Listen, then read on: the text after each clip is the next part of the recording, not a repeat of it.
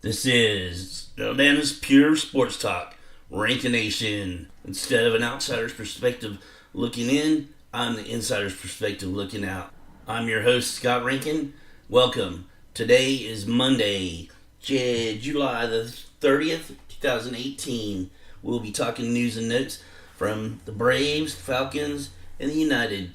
The hot topics of the sports talk in Atlanta right now, with topics on Marietta High School football and some of the NFL rule changes that are affecting players and their contracts, including one of our own from the UGA, Roquan Smith. He's holding out on his contract from the Chicago Bears right now due to some of the NFL rule changes. And away we go. All right, everybody. Today is a new week for all my listeners. Thanks for tuning in. I appreciate everybody's attention to helping me out here on my debut cast and all the preceding ones. Today we're going to talk about, first of all, we want to Chipper Jones was inducted to the Hall of Fame over the weekend, yesterday, and Chipper Jones he quickly took over as being my favorite Atlanta Brave of all time. Of course, he's my favorite Brave of all time because I don't know any other teams that of the Braves except for the Milwaukee Braves, and I wasn't even alive then, so that doesn't count. Hank Aaron, of course, Hank Aaron, but Chipper Jones is my favorite Atlanta Brave of all time. He's in the Hall of Fame now, and that just justifies that he take over Dale Murphy's spot. Poor Dale Murphy, I love him to death, but he did what he could for the Braves, but he can't carry a crappy team on his shoulders and not hit 400 home runs. Chipper Jones, I welcome you to the Hall of Fame. You're well deserving. You brought back the Atlanta. You brought back baseball to Atlanta, and I appreciate that. You made watching baseball fun, and you're about my age. You're in your 40s. I don't know if you're on the wrong side of 40 or on the right side of 40.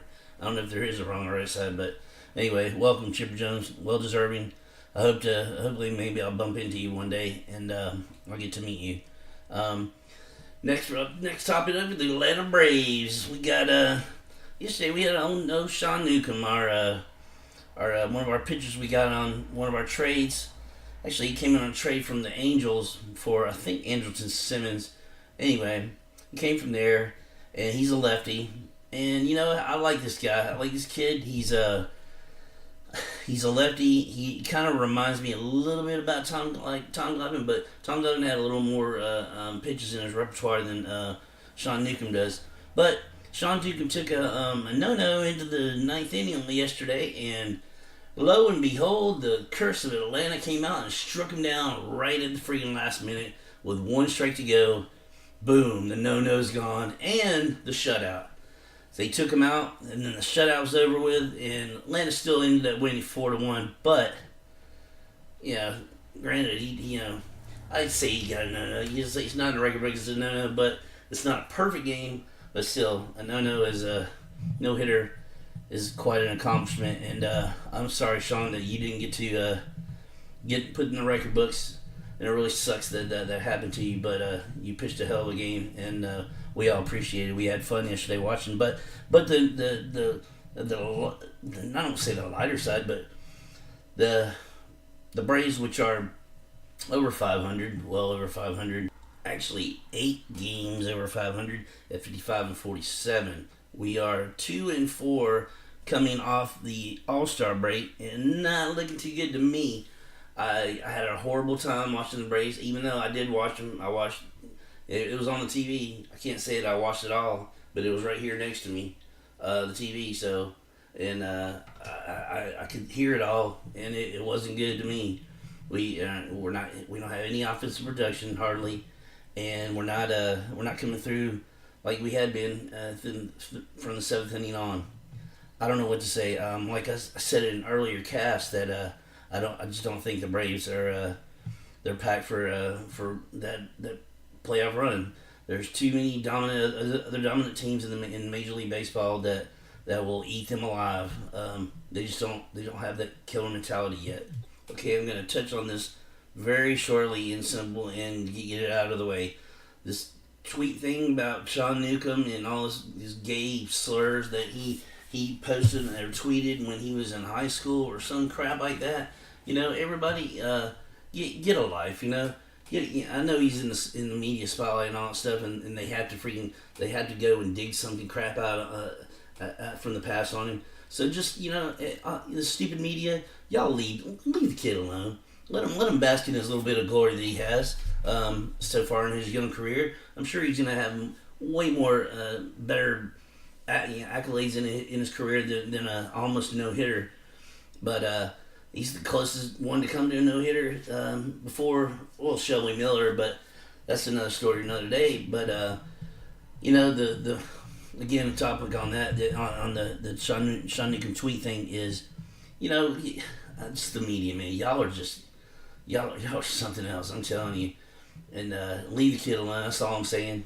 Everybody, don't think nothing about it. Everybody says crap in their life. That they regret, or maybe they don't regret. I mean, crap. I say a lot of crap in my life that I don't. I regret. And sometimes in the back of my mind that I don't regret, and I do regret it. It's just some manner. I regret the way I either put it out there like that, or I regret in the manner of how I brought it out. If you can understand what I'm saying. Anyway, leave the kid alone. That's into that subject. Sorry, everybody. You sound like I'm getting worked up over certain topic, and I start tripping over my words, and I do apologize about that. Just that's the only reason I start getting worked up about something that really takes me off. So that topic is over with. Now on to the next. Okay, along with the no-no yesterday, the Braves had acquired a reliever.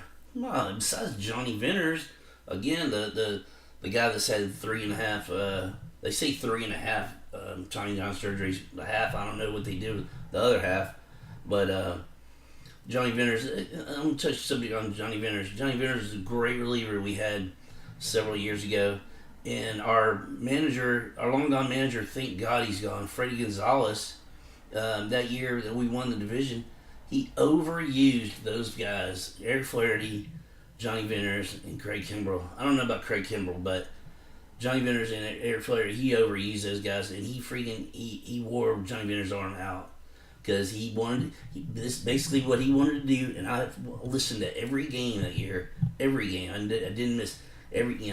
I might have missed a couple of pitches here and there, but I where I was at, I didn't miss a game.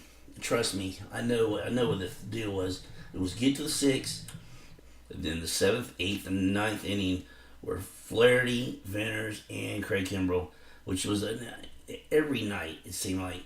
And poor Eric Flaherty, he had, I think he pitched the most innings, he had the most appearances in Major League Baseball that year. And Johnny Venters, I don't even think he made it through the whole year. I don't remember him pitching in the postseason or near the end of the year. I think he was done through not even the whole year, if I'm not mistaken. I could be, but check me on that, everybody. Email me back for all my wrongings or my wrong statistical input. Moving along, we also picked up a reliever from the Orioles, Brad Brock, which this year he was 1-2 with a 4.85 ERA, 38 Ks. I think he has 39 appearances. I don't know about this guy. They say he's 2 years removed from an All-Star appearance, and he's another. They say he's another big acquisition that the Orioles let go because they're in the sellers market right now. And I think that's all the acquisitions the Braves have had so far. We didn't give up much for this guy. We gave up some international money or whatever for bonus slots or whatever for this guy. 280 something thousand. I don't know. I don't know the whole gist of it, but something to that effect. 250,000 international bonus slot money. Exactly what they gave up for him. That's it for the Braves. All the news and notes on them from over the weekend. We're going to come back in the midweek and then give me a little midweek report of what I think about The Braves, hopefully they'll start busting out of this little skid they're in and get their butts off their shoulders and start playing some ball like they were playing, like some exciting baseball. We really had fun, this first part of this year watching the Braves. I don't want to just have fun the first part of the year. I want to have fun the whole year, just like everybody else. So come on, Braves, just go. I love you no matter what, but just I love you even better when you're winning. All right. Secondly, we got the Falcons coming up on deck right here. Now, the Falcons have started training camp over the weekends. We don't have, cross your fingers, no major news to talk about injury-wise, except where they said that Tack and Ridley, Tack McKinley, I'm sorry, guys, if you're not familiar with him, he's one of our upcoming defensive ends that is going to rock this planet, this world, for hitting the quarterback. Anyway, they said him and McKinley left practice early, and Dan Quinn stated that the injuries weren't significant, so that's why nobody's making a big deal about it. So I'm sure now they won't be joining the Falcons on their little trip up 85 to Mercedes-Benz Dome Stadium for a practice they're going to have. Supposedly they're going to have practice up there a couple times a year. It's the first time that they've done this, and hopefully it'll work out the best. Hopefully they can get their reps in on that turf down there and get all these guys acclimated to what they need, what they need to do when they're at home to keep themselves healthy and injury free. So we'll see how that goes through the week. And now, guess who's coming to training camp? Oh, Julio. He said Julio was coming to training camp all along. This whole little whatever you want to call it, media freak out about him not coming to the OTAs or whatever they had and all the stuff. And I'll admit, I jumped on their bandwagon a little bit too, kind of worrying, but as everybody's coming and going, what do you think of Julio? See, well, my stance on this is, if you sign a deal and you agree to a contract with somebody, you live up to that agreement. It's like, if you don't have anything in this world, the one thing you do have is your word. And if your word ain't no good, you ain't no good. So that's all I have to say about that. And I'm glad that my man Julio came to camp. He said he wants to be a Falcon for life, and he's ready to work. Everything I've seen on him, he looks happy and everything. So I don't think we're gonna have any backlash during the season with him. I think he's gonna be Julio Jones. I don't think Julio Jones in any setting is gonna come out there and be unprofessional about anything. He's an outstanding guy, or whatever, outstanding, whatever you want to call it. But I like the guy, and I feel bad that I got on the little bandwagon with everybody else about, Julio, he's whole blah blah blah blah blah. My bad, Julio. I'm glad my opinions of you have never faltered. But anyway, along with that, after Julio reported training camp, our buddy first round pick, I think he was number 6 pick in the draft, old Jake Matthews, inked a new 5-year deal with the Falcons. Way to go, Jake. Hopefully we'll keep on going. Hopefully you won't rip the head off of a defender coming around the end to try to tackle Matt Ryan in the Super Bowl and then get a penalty called on you. But bless your heart, buddy. You did what you had to do, because I guess what would happen if you didn't get him, didn't freaking wrestle him down and rip his head off? Maybe Matt Ryan wouldn't be. Maybe he wouldn't have been able to finish the game. Never mind. Okay, we'll talk about that later. Now we're going to touch on the hottest ticket in town, sports-wise, is the Atlanta United FC. The Atlanta United are top of the Eastern Conference at a 14-4-5 record with 47 points. They're 7-2-3 at home, and away they're 7-2-2. Yesterday, United beat Montreal Impact 2-1 with a Joseph Martinez goal, his 23rd of the season. Speaking of Joseph Martinez, he is truly a superstar of the sport of soccer, and we have him here in Atlanta. he is a superstar, as in LeBron James, I think, for, comparing the two. He's an all-time leader. He in hat tricks in MLS history. Anyone, he has 6 of them, and he just had a hat trick. His record-breaking hat trick was against the DC, their nemesis DC United last weekend. Over the week, United lost to Nashville. I think they were shut out. It's either 1-0 or 2-0. Let me make sure on that as we're going back onto the United website here. That's where I get most of my info anyway, because I don't really know a lot about them. I'm trying to learn more, but that is what I think. I remember them losing. They lost 0-1 to the Nashville SC. But anyway, they're still top of their division or conference actually, and looking to get a bigger lead, going to the playoffs and as the number 1 seed. I'm glad that Atlanta has a soccer team in there. They're really good. They're really good. Because I think behind Jose Martinez, there's a whole other slew of players that are great also. Now I can't wait to go get down there and get in there and get in the Mercedes-Benz Stadium and see the United along with the Falcons. I haven't been down there yet. Hopefully their facility is wheelchair friendly, and hopefully I can get in there and meet. It'll be accessible to me. If it's not, then I'm gonna make it accessible. How about that? Anyway, all right, everybody. Before we get into our topic discussions of the day, I want to remind y'all to come on, hit me up on my website or go to my email and drop me some emails. Where I want to read these. I want to read some emails online, and I want to start a topic discussion on some emails too. And I would like somebody to question me on things and so like that, where we can get into a little, not a debate or an argument, just a good fun, back and forth, talk about sports. And I like to hear other people's opinions, and I like to bring in my brash, way of thinking for my teams. Me and a couple of my friends, we do have the same, what you call brainwaves thinking about the way our teams are doing, or whether they're doing bad. We always have an optimistic view on things, especially a buddy of mine, Mark Huseman.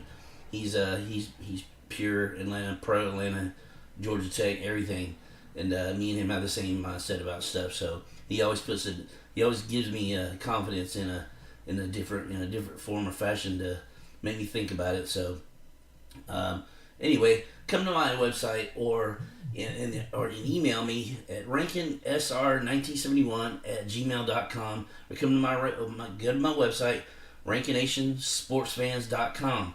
It's all one word, and you can get to my podcast through there, or you could find it on podbean.com. I also want to start doing some. I'm going to start coming up later on in the season, along with my fantasy report. I'm going to try to get some interviews with some players from some of the teams we have. I don't know if they'll do interviews with podcasters or not. I'm going to see. I'm going to try my best. I'm going to use my veteran status and my handicap status to maybe get my foot in the door on that one. And on down the road, I'm going to be going to doing a live broadcast or video feed of my podcast, and that'll also mean I could be doing live feeds or having shots of me at different sporting events around the city that I go to, and we'll be bringing any of those shots and everything else that I can make it more entertaining for everybody. And it's just like, this is a learning process for me. So everybody, just tell everybody, look me up, give me a listen, whatever. I might ramble on here and there, but it's a good 20-30 minutes of hopefully it's entertaining enough for you to keep on listening. All right, getting back to our segment. talked, I'm going to be talking about the Marietta High School football program and what happened last season, which is, I'm very upset and disgruntled about this, which it's a bad mark against our school, which we do not. Marietta High School, I say we because I'm an alumni, and Marietta does not deserve this black mark on their record. It says Marietta Daily Journal reports that Marietta High School's football team must forfeit all 8 of its wins during the 2017 season for having 2 ineligible players on the team. The Georgia High School Association also placed the school on severe warning status for 1 calendar year, meaning the discovery of additional violations could result in stricter penalties. Okay, investigation by the GHSA was initiated in May and discovered by the Marietta Daily Journal on Monday through open record request. The GHSA was alerted earlier this year to possible violations of its bylaws and allegations some of the team's starters had transferred to Marietta from outside districts to play football. There were also allegations of player recruiting. In response to those allegations, the superintendent, Grant Rivera, said his office, the high school, and Marietta Police Department conducted an immediate and thorough investigation. Why do the police have to be involved in this? That's asinine. Anyway, it says, according to the GHSA documents, 2 starters did not live in Marietta High's attendance zone, played football under false pretenses, but no recruiting violations were cited. Eligibility forms submitted to the GHSA by the high school claimed the students in question had mothers employed at the high school, making them eligible to attend and play for the team, but that was not the case. We concluded that there were 2 students for whom GHSA eligibility forms were incorrectly completed by Marietta High School Athletic Office, and that athletic office is held by Paul. I don't know what the deal is with that. Maybe I can get an interview with him on that. We go way back, like I think the 2nd grade. So maybe he'll appease me on that. Shed some light on this. Bring us out of this crap that they want to come down on us. I know you didn't do anything wrong, Paul. Hopefully, I'm sticking up for you here. So, in each situation, the student in question is a child of a teacher at Marietta City Schools Elementary School and attended MHS through a district policy that permits children of employees to attend an MCS school. It was determined that 1 student legitimately moved into the Marietta attendance zone at the time of enrollment and later moved outside the MCS attendance zone. The other student never established residency in the MCS attendance zone. The school is being fined $1,500, $500 for allowing a migrant student to participate in varsity sports, and $1,000 for misrepresenting facts on GHSA document, according to a letter addressed to Rivera. The letter goes on to say, blah, blah, blah, blah, blah, blah, blah, blah. Days before the sanction became public, longtime Marietta Athletic Director Paul Hall, and as I said before, stepped down to take a teaching position at Marietta Middle School. Oh, no, I didn't know that. Wow. Okay, Paul. During the course of the district's internal investigation, Hall and Kelly Hastings, Hall's assistant and school's eligibility coordinator, were interviewed by Rivera and Tamika Sperling Brooks, Marietta's human resources director. Hastings said she completed and submitted each of the eligibility forms on behalf of the high school and was asked extensive questions about the 2 students. She confirmed she made a clerical error in completing the forms and providing documentation to show one of the students was a bona fide move from Carrollton High School to Marietta High School. She specifically stated she was aware the parent was an employee at a feeder elementary school based on parent self-reporting, blah blah blah blah blah blah, blah. The MDJ rhetoric or whatever there. Okay, my take on this is, okay, who gives a crap? All these freaking high schools around here, they don't ever question anybody about this crap. What about McEachern or McEachern? However you want to say that. McEachern here is McEachern up in the Canadian Woolhaws up there in Canada. Anyway, what about them? What about these other schools that continuously win and blah blah blah? How do you think Eric Zaire got here in the freaking 90s or whatever? Well, you don't think he was recruited in some way? I think so. So that's what brought Marietta's football program back to prominence, right there. And then you let Joe Broadway, is it Broadway? I can't remember. Ray Broadway. I'm sorry, my bad, everybody. He was a longtime coach there. You let him go, and then you bring in Dexter Wood, which is he was a proven winner, from where he was before, and he's a winner. He's a winner now. I can't right off the top of my head remember where he's coaching, but anyway, and then you pass it along to bless his heart and Coach Friday, and Coach Friday did a well job as a coach and mentor and well beloved citizen of Marietta who everybody loves and misses. So tell me why now I know what it was, because Marietta, they ran the table in the playoffs last year, and they were exciting to watch, and I really appreciated being able to watch them stream through a friend of mine's company. It's the NHSA network, I do believe, and give them props for that. And I thoroughly enjoyed watching Marietta, play last year. They were fun to watch. They were a good group of kids, and they took, I think, North Gwinnett, was it? They took them to the ringers. North Gwinnett was the 7A, or they were the state champs in the 7A last year, and they didn't look like they were going to beat Marietta in that game, and that's what it was.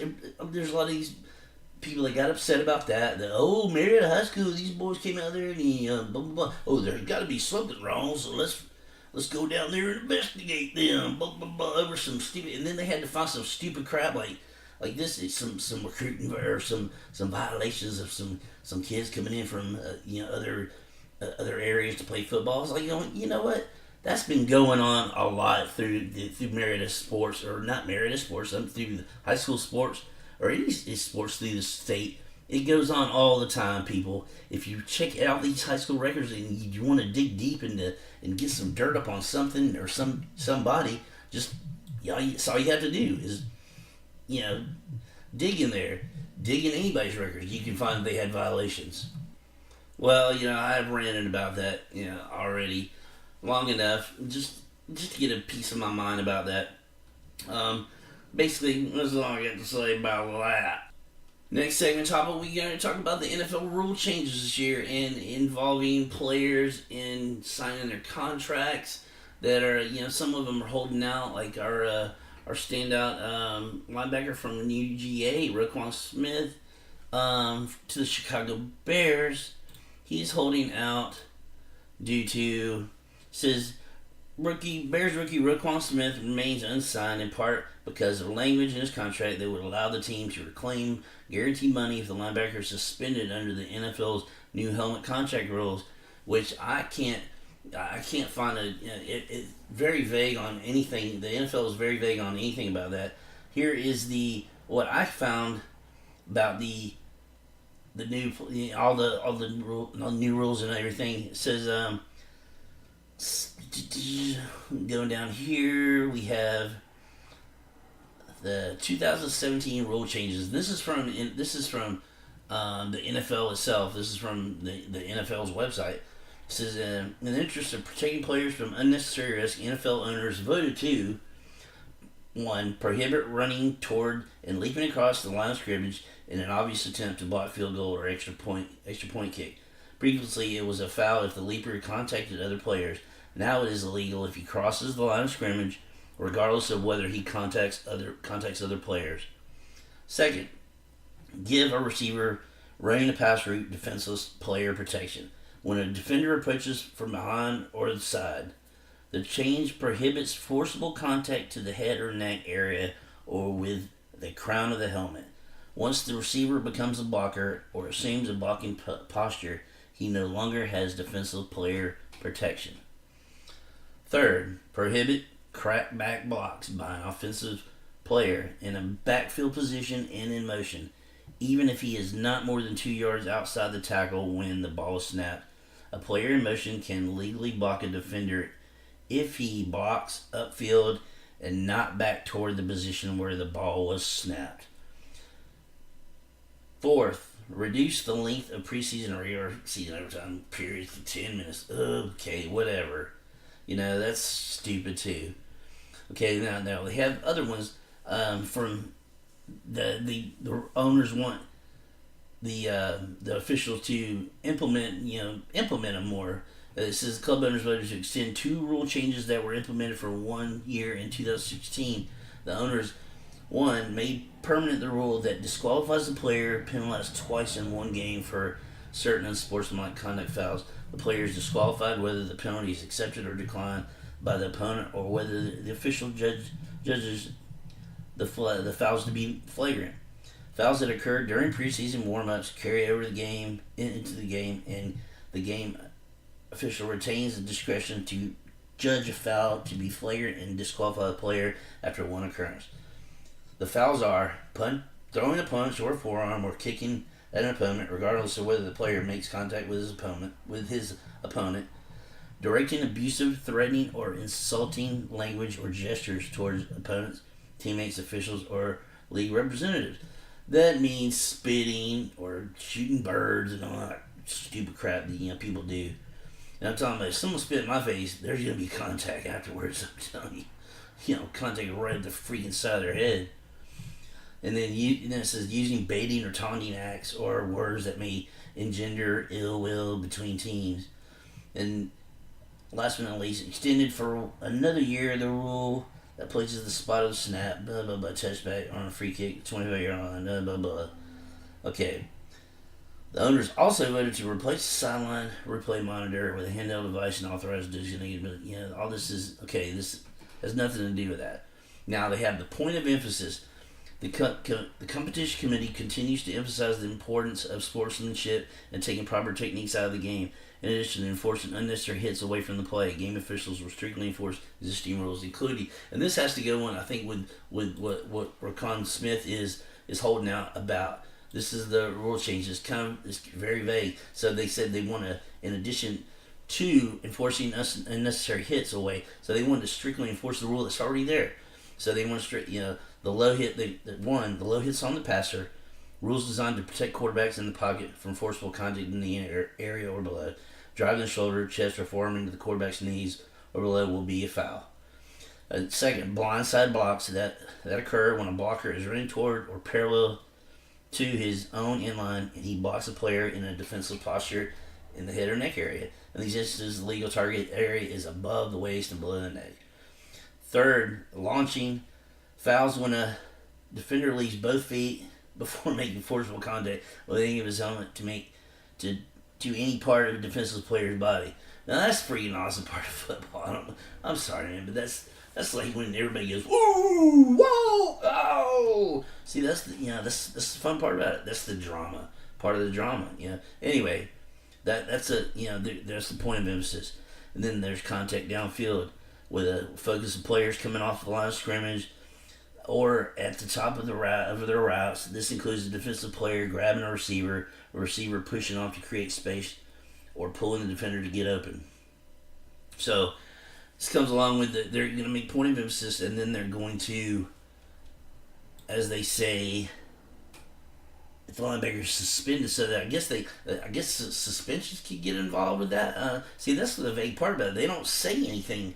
What I just read, and that's from the NFL's website about all the new rules and stuff. So there's something there that I'm not seeing or I can't discuss. But I was listening to the ESPN Get Up this morning. Mark Teixeira was talking about the rules. He said also it was very vague and it was hard to find a meaning that everybody understands, that they can actually get together and say oh.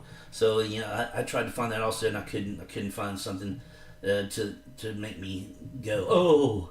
But anyway, well, everybody, that's it for today. I ran over my expected time of 30-minute show. I had a little bit of talking about those couple of issues I had. Not issues, but things that are make in the sports world and make you go, damn, that's kind of messed up. But anyway, I want everybody to thanks for listening, and please continue to listen to me. I know I'm way behind the year still. It's only my third cast, but I apologize for taking so long between casts from last week to now. I had a little issues under the weather, but I got that all taken care of now, and hopefully back to you doing at least three casts, if not more. Well, I expect to have more casts during football season because I have a fantasy league report and I'll have injury reports and everything to bring to you guys that need them in a quick rate or whatever, and I can post them on my website too. Again, any comments, please email me where I can read these emails and we can talk about them, talk about the emails, and have some other points of discussion on my other shows. Please email me at rankinsr1971 at gmail.com, all lowercase. And of course, go to my website to listen to my cast, or go to Facebook. It's on my Facebook page also, and you can go to rankinationsportsfans.com. That's where my website is. Please come to my website. Get my website up. I'm still learning and having to edit and do new things with it, but that'll only get better also as I learn things in time. Anyway, thanks for listening, y'all, and as we say in good old Georgia sports, wait till next podcast. Bye.